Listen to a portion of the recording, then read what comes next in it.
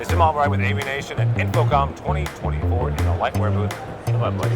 How are you, brother? I'm doing great, man. So good to see you. Good to see you. Good to see you. Yeah. You guys have had a remarkable story with the Taurus. Yes. Right. Talk about that evolution and kind of where you guys have ended. But like, take me back to that very first Taurus. Sure.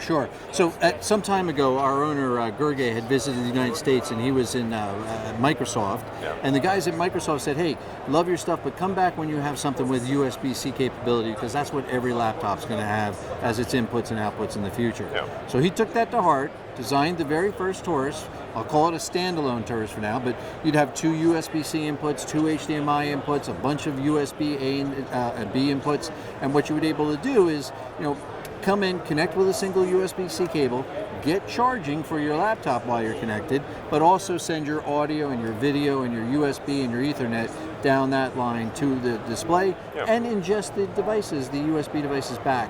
And so you had this room connectivity solution. All right, so you kind of did that, and now you migrated to another one where you were able to send it over IP, over IT.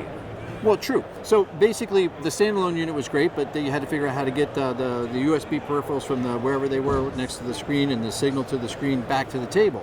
So what we did is we took the Taurus and broke it into two pieces. Transmitter, receiver, put the receiver behind the screen, input all your USB devices that might be there, your camera, your speakers, whatever, and then have a single category cable. We're using SDVoE technology, up to 100 meters, carry those signals back and forth between the transmitter at the table and the receiver behind the screen. So we call that TPX. All right, and the next one, which is the one I hit on for a second, is something you're calling UC over IP. Talk about that for a second. Sure, indeed. So once we had the two pieces, the receiver and the transmitter, and we're using SDVoE, we were able to say, okay, well, let's take these and run them into a network switch, 10 gig network switch, which works with SDVoE. And then what we can do is we can send whatever number of USB peripherals and hosts as we want and route them wherever we want. So basically we created a giant virtual matrix, and that is ideal for like your divisible rooms, your auditoriums, or very large spaces. Yeah. Now you're still making all the different versions.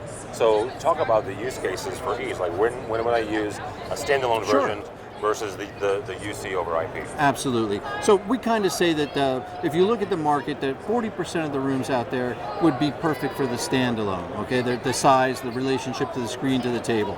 Another 40% probably require that point-to-point TPX or the version, and then about 20% of the rooms would require this TPN or this virtual matrix version of it. So that's how we look at it. All right, very cool. Something else you started the conversation talking about USB-C. You guys have a number of products that do some really interesting things. We're showing behind us is not only a PC laptop, a Windows-based laptop, but also a Mac laptop that you're able to do extended desktop. I'm not going to ask the secret sauce because I probably won't understand the engineering. But when you look at stuff like that, how important is the ability to take USB-C and not only put it on the network, but also give users multiple capabilities like extended desktop? Oh, very important. And the extended desktop is something everybody's been hoping for and nobody thought could be done. So we're very excited about that. So we take the standalone Taurus and we actually make it so that whether you're using Windows or Mac, you plug in your single USB-C cable and you can take your two large monitors on your wall and you can have your extended desktop. We also made another version for those, because you asked about use cases, made another version which is a bidirectional Dante capable. Okay. So we kind of put like a little DSP inside the unit so that you can do whatever you need to do with audio in that regard as well. Oh, very cool. Clint, somebody wants to find out more about Lightware, how do they do that? They go to www.lightware.com. All right.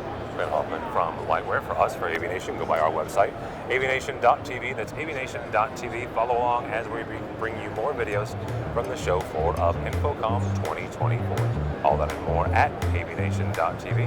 That's avnation.tv.